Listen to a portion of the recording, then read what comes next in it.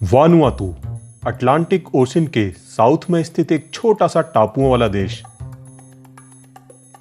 जो कि 80 के लगभग टापुओं का एक समूह है। वैसे तो यह देश अपने खूबसूरत बीचेस और नेचुरल ब्यूटी के लिए दुनिया में फेमस है और यहां आने वाले ज्यादातर टूरिस्ट यहां की नेचुरल ब्यूटी को एंजॉय करने ही आते हैं। लेकिन कुछ टूरिस्ट इसके साउथ में स्थित एक टापू पर जाने के लिए बहुत एक्साइटेड रहते हैं। हालांकि इस टापू का जिक्र किसी भी लोकल गाइड बुक में नहीं है, लेकिन वहां पर कुछ ऐसा है जिसे वो अपनी आंखों से देखना चाहते हैं। असल में वानुआतू के टापुओं पर आज भी कुछ ऐसे आदिवासी समाज मौजूद हैं जो अभी लगभग एक सदी पहले ही ग्लोबल मॉडर्न सिविलाइजेशन के कांटेक्ट में आए हैं। मॉडर्न सिविलाइजेशन से अचानक हुए इस कांटेक्ट ने उनके कल्चर को एक जोरदार झटका दिया और जिसके कारण वहां एक नए कल्ट ने जन्म लिया, जिसे ह्यूमन एंथ्रोपोलॉजिस्ट की भाषा में कार्गो कल्ट कहा जाता है। इस कार्गो कल्ट के फॉलोअर्स पूरी श्रद्धा और विश्वास के साथ तमाम तरह के रिचुअल्स को करते देखे जा सकते हैं। लेकिन जब आप उनके रिचुअल्स को करने का कारण जानेंगे तो आप हैरान हो जाएंगे।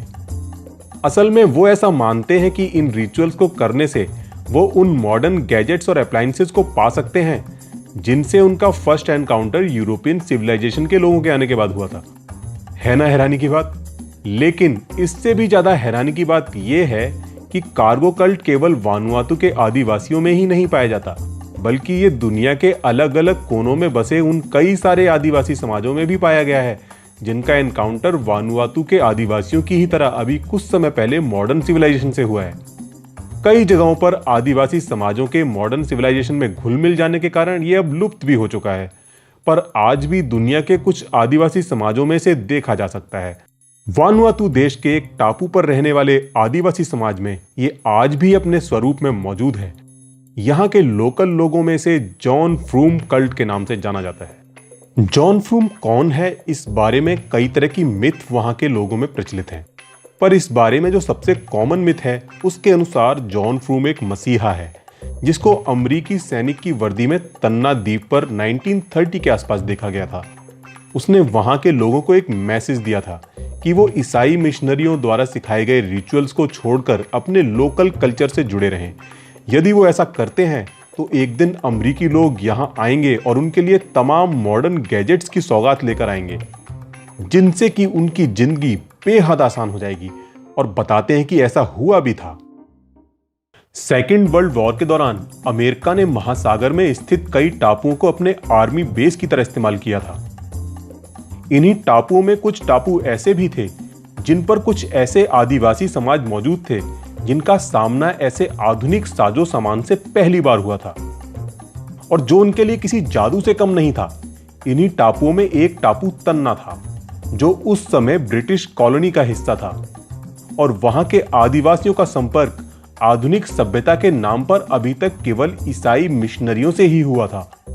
और कुछ चिटपुट आधुनिक साजो सामान जो वो मिशनरी अपने साथ लाए थे के अलावा उन्होंने इतनी बड़ी मात्रा में इतने आधुनिक साजो सामान को पहली बार देखा था।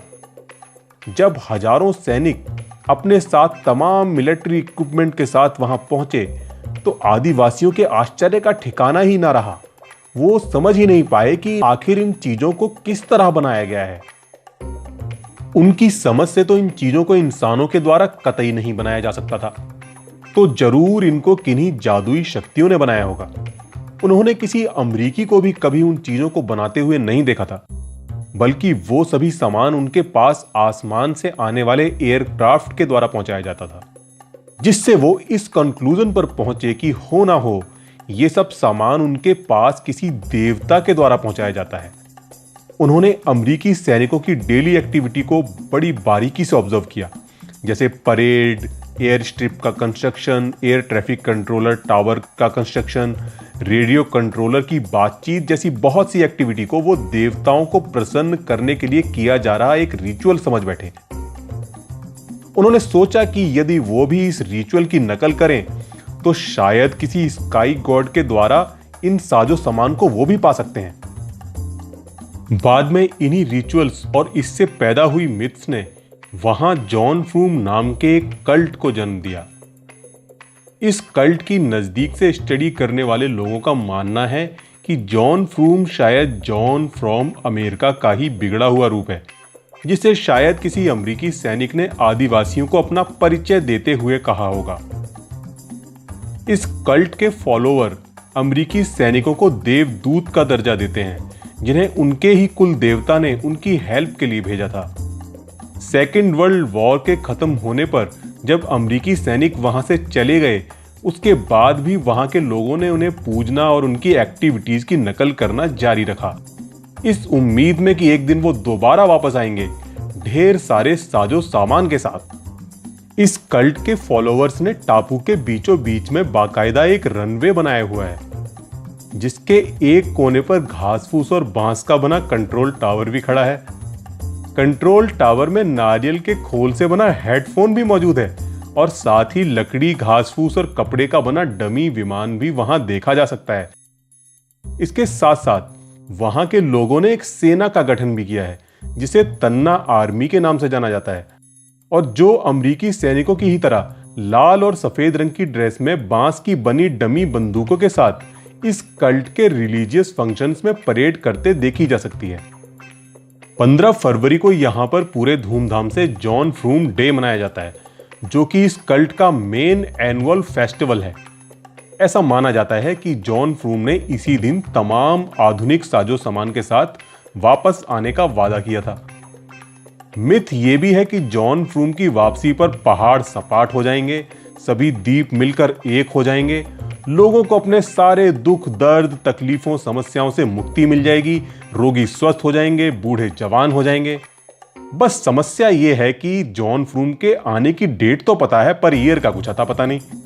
बहरहाल इस कल्ट के फॉलोअर्स को अपने मसीहा के वचन पर पूरा भरोसा है, और जिसकी बदौलत वो पिछले लगभग 60 सालों से उसकी वापसी की राह तक रहे हैं।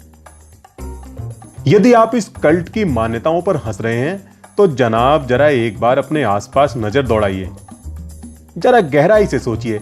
हमारे समाज में मौजूद छोटे मोटे पंथों संप्रदायों का तो कहना क्या, पर दुनिया के कुछ सबसे बड़े धर्मों की अगर बात करें तो क्या इनकी भी मान्यताएं इस कल्ट जैसी ही नहीं है?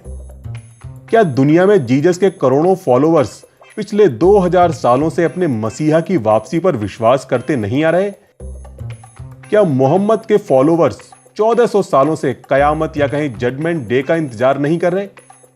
क्या हिंदू विष्णु के भावी अवतार कल्कि में आस्था नहीं रखते? क्या इन सभी धर्मों के फॉलोअर्स किसी ना किसी रूप में सैल्वेशन यानी दुखों से सदा के लिए मुक्ति में विश्वास नहीं करते, फिर चाहे वो जन्नत के रूप में हो या मोक्ष निर्वाण के रूप में? और ये तो केवल कुछ बातें हैं, ऐसी मान्यताओं की लिस्ट बहुत लंबी है। आखिर दुनिया के इन बड़े धर्मों की मान्यताएं इस नए नवेले इंडिजीनियस कल्ट से किस तरह अलग है? क्या उन्होंने भी बिल्कुल हमारी ही तरह अननोन के बारे में मिथ्स क्रिएट नहीं कर ली हैं? हां, दुनिया के बारे में उनकी समझ का दायरा हमारी तुलना में बहुत छोटा हो सकता है, जबकि हमारी समझ का दायरा बहुत बड़ा है। पर जहां तक अननोन की बात है, यानी ब्रह्मांड के वो रहस्य जो अभी तक हम समझ नहीं सके हैं, जैसे ये ब्रह्मांड कैसे बना, ये जीवन क्या है, मौत क्या है, सुख दुख की वजह क्या है, जैसी बहुत सी चीजें जो आज भी हमारे लिए एक पहेली हैं और जिनके बारे में अलग अलग धर्मों में अलग अलग तरह के मैथोलॉजिकल, फिलोसफिकल एक्सप्लेनेशन हैं, को मद्देनजर रखे सोचें तो दुनिया के बड़े धर्म और उस कल्ट की मान्यताओं में कोई खास फर्क नहीं लगता। हाँ, शायद उनके पास अपनी मान्यताओं के पक्ष में हमारे जितनी अच्छी आर्गुमेंट्स ना हो, जिन्हें हमने कई सदियों की मेहनत से तैयार किया है, पर बावजूद इसके वो आज भी सिर्फ और सिर्फ फेथ के सहारे ही खड़ी है।